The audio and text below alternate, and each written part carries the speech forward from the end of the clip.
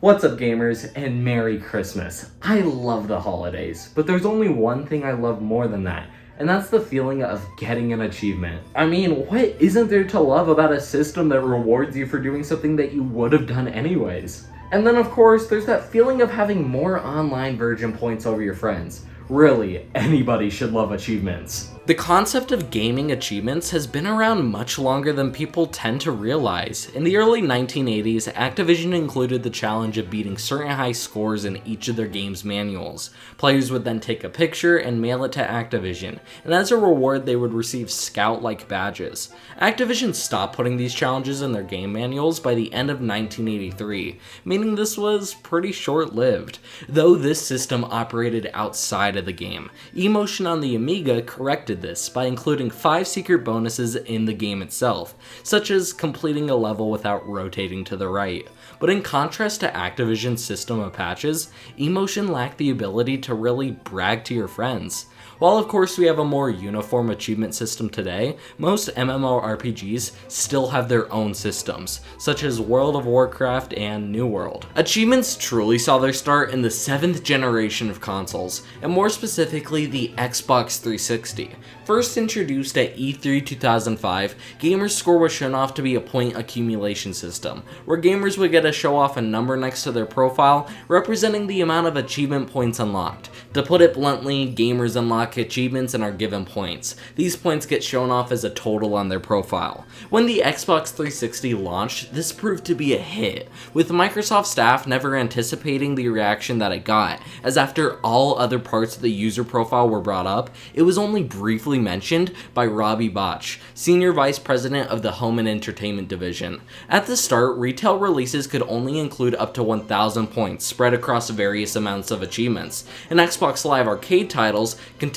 only 12 achievements for up to 200 points. Though, as DLC was implemented throughout this era of gaming, achievements changed to recognize it as well. Retail releases could now add 250 points via DLC every quarter after the first year of release, for a total of 1,750 points, and Live Arcade releases could add 50 points with DLC. In 2007, support for Xbox Gamerscore extended to PC, with Games for Windows Live, with Halo 2 being the first title to receive achievements over there. The Xbox One, as usual, ended up confusing things for better and for worse. First off, the cap of 1,000 points per game got lifted, which can be both good and bad, as it gives developers more freedom, but now gamers can just bump up their score with cheap points.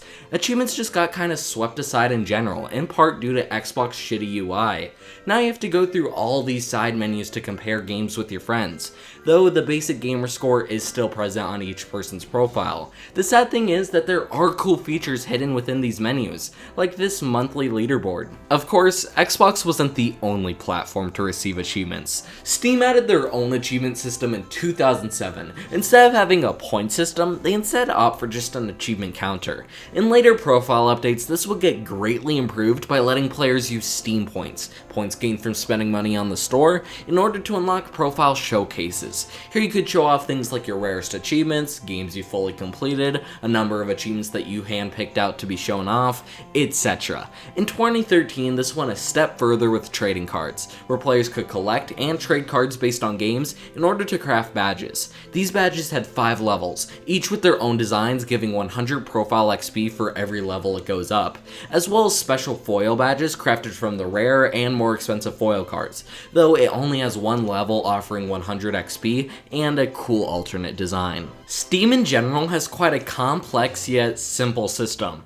The earlier mentioned Steam points can be used to buy custom profile items like avatars and backgrounds, which help to reward you for buying games. Though you can also buy seasonal badges, which started at 20 levels for 2,000 XP, costing you $200 in total, to now 40 levels for 4,000 XP, costing you $400 in total. Trading cards and badges just kinda toe the line of being achievements and being community market items. The trading cards are almost entirely based on your money and Steam's community market system, while being unique to each game. While badges are also unique to each game, they're untradeable, making it a unique aspect to show off on your profile, much like achievements. The XP gained from badges is also quite strange, as it affects your Steam profile level, though you can also gain unique badges for buying seasonal ones, as mentioned earlier, participating in Steam events, or even being being on Steam for a certain amount of years. PlayStation was next, as in 2008 it implemented trophies for the PlayStation 3, though not the PSP despite it having PSN support. Trophies have 3 ranks: Silver, Gold, and Platinum. These of course are based on how common the achievement is, with the Platinum trophy being unlocked for having all other trophies unlocked for that game. This is probably the best way to show off achievements, as you can easily check someone's profile and see the amount of Platinums they have as well as just total achievements. And this clearly works, as Sony hasn't made any notable changes to the system. If you've been following along, you might notice that I have yet to mention one of the 3 big console makers, that being Nintendo, who surprisingly don't have achievements despite their games being perfect for it. I mean, Luigi's Mansion 3 literally includes their own achievements, but if you look back it kinda makes sense, as Nintendo consoles have never had a huge online aspect to them, so why bother with achievements? Epic Games is the worst of all these systems, as it's taken them over 3 years to add achievements, which might not seem that bad, but when you consider that the storefront launched 10 years after the PlayStation got trophies, aka in 2018, you would think that they would have it available on launch. Though even now that it is out, it is the most boring system imaginable, as it tries to mix both trophies and gamer score, but just ends up falling short as they counteract each other. The gamer score makes the trophies look bad, as now they're supposed to have unique numbers attached to them, but the trophies just count them up anyways, with nothing to note how rare they were. I mean, even now, a lot of games on the Epic Games Store don't include achievement support, so what's even the point of buying games on Epic when Steam is right there? Fortnite doesn't even have achievements, and that's Epic's main game. I hate Epic for a lot of reasons, like how slow their store is for no reason and how crappy the UI is, but they could do so much better than whatever this is. The history of achievements seems perfect so far, so that has to mean achievements nowadays is a great system, right? Achievements as a whole today are a messy and confusing system with not much improvement happening. Christmas is ruined. Achievements are really good, but to be honest, the fun of collecting them has been almost entirely wiped out. Most people just don't care about them anymore, so there isn't much to brag about, especially when people would rather unlock something directly in the game and show them off there rather than their profile. Shovelware games have also influenced this, as now you can inflate your gamer score or trophy count by just loading up a game that basically hands you achievements. And as there's no easy way to compare games directly to your friends, the numbers attached to your profile become meaningless. Steam is the perfect example of the best and worst of the current system, as you can easily show off your achievements and fully completed games there, but it's plagued the worst by games just giving away achievements. Though it's the games that actually try to make the achievements meaningful that can be a problem as well. Achievements have always been about getting you to spend more time on a game and to try it in a way that you normally wouldn't consider, but when the game is making you grind out a tally of generic actions, then it just becomes unfun. I don't want to sit here and win 1,000 matches, I want to get rewarded for using certain guns or playing certain modes. I get that it's meant to reward the player for sticking with the game over a long period of time, but there's a difference between a nice milestone reward like getting 50 kills with a specific gun and doing an unenjoyable grind for an achievement that wants you to win 10 games in a row without dying, or spill 10,000 pints of blood with every character. At that point, just have the milestone rewards be within the game itself, while the achievements are fun little challenges that get you to play in a unique way. Just having a lot of achievements in general can be kinda daunting. A lot of games have that perfect amount of achievements that get you to try out all aspects of the game, but then there's the games that have way too many achievements that get you to try all aspects of the game out. Sure, you might be unlocking them pretty fast at the start, but then as you wind down to the last few, you find the true challenges that got hidden within the crowd.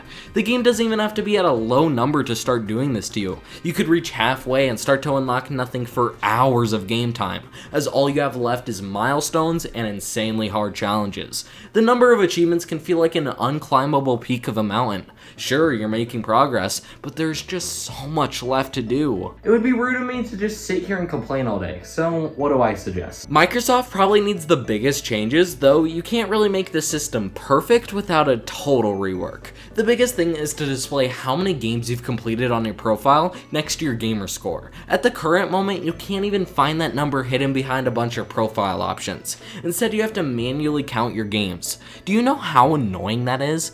Next, make these diamond achievements actually meaningful. I think they're supposed to represent rare achievements, but it's hard to tell as it seems that they're attached at random to achievements. I think that these diamonds could be a great version of the platinum trophies if done correctly, aka don't do what Epic Games does. Finally, just make the monthly leaderboard for achievements more present. I don't care where it is, but it shouldn't be behind a bunch of backlog UI options. PlayStation and Steam are honestly pretty perfect at the moment. I feel the new PlayStation Stars customization rewards are a great next step, though it's a bit too early to fully comment on it. Then for Steam, it's the model system for achievements. Every way you would want to display them is there, plus more options with the badges. The only real problems affecting these systems are the games themselves, but that just comes down to hoping that games stop putting in stupid milestones and instead put in fun challenges. Also, with the way we've progressed in gaming, there's just no way to stop shovelware games from giving away achievements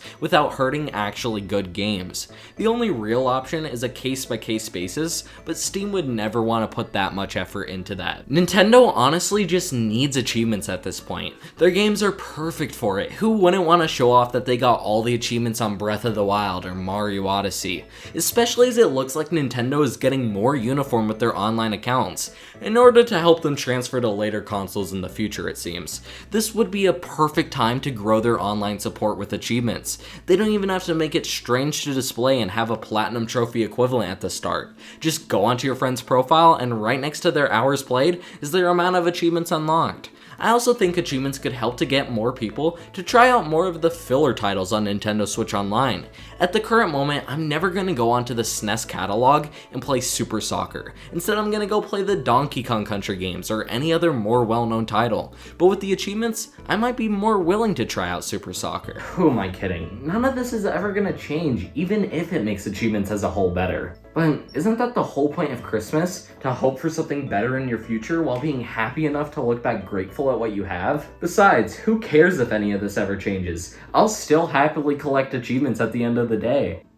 I feel like I'm forgetting something. Oh, the Fortnite people. I mean, just copy everything everybody else is doing, but make it worse and more annoying to go through, because, hey, that seems to be what you've been doing anyways.